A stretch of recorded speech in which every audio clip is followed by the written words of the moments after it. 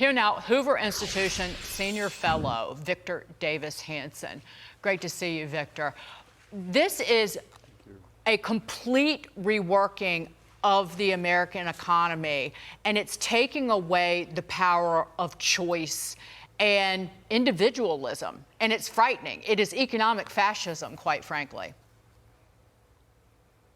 It is, and it's showing up as a contributor to inflation. I mean, we always hear that 1 month variates from the next, and if it goes down a half a point, it's success. But since Joe Biden was elected president and inaugurated, we're probably looking at 20 to 30% price increases on what counts, and that's staple foods, power, electricity, gasoline, price of cars.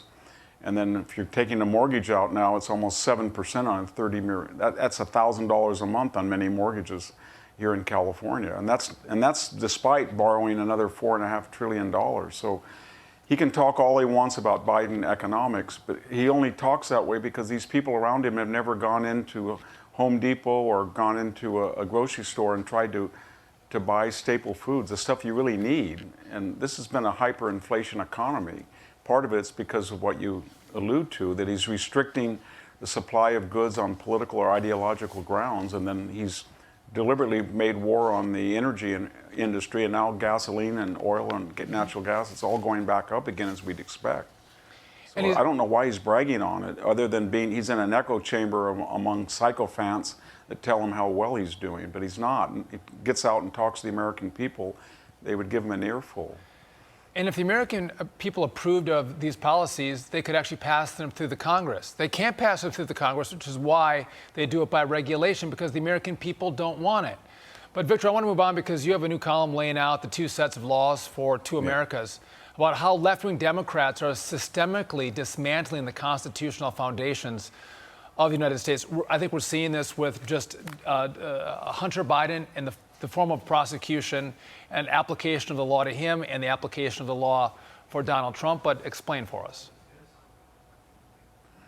Well, I think Americans can stomach a lot of things, but they can't stomach hypocrisy and the unequal application of the law. We're all equal under the law. So if you're an aide to Donald Trump and you say you can't remember, you're facing a long prison sentence. If you're Andrew McCabe, the interim head of the FBI, or John Brennan or James Clapper, you not only lie under oath, but you admit that you lie, and there's no repercussions.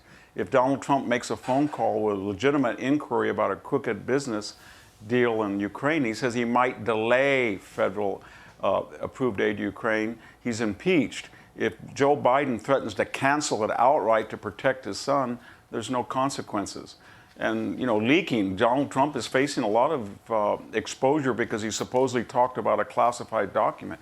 James Comey memorialized a private conversation with the President of the United States and took that memo, and then he distributed it through a third party to the New York Times. And we're not even getting to Hillary Clinton and her unsecure emails. So everybody looks at this and they say, you know what, there's one set of laws depending on your ideology and whether you're influential or powerful, and there's another set for everybody else. And when you look at all this tax exposure by the Hunter Biden and Joe Biden, and when people have dealt with the IRS and they're absolutely unforgiving about $100 in unreported income, and then we see these millions of dollars that our own federal prosecutors were willing to bargain away with basically lifetime exemption. So at some point, people are going to say, they're going to do one of two things. They're either going to get really, really angry, and that'll show up at the polls, or they're going to just shrug and say, I give up on the system, it's rigged.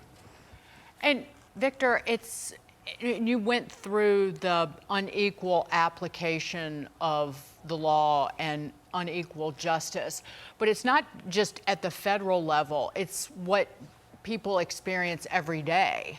It's that the elites get to drive around in their, blacked out Humscalades, and the people who actually have to walk in the streets or commute on public transportation, they're putting their lives on the line every day in every major city.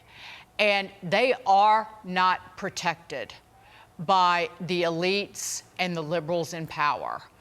And that's another level of a two-tier justice system.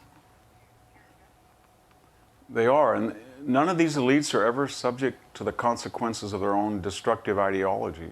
So you have a Gavin Newsom here in California that dines with these elite lobbyists without a mask, as we remember. And then he's telling people that you're going to shut down your small flower shop because you didn't wear a mask.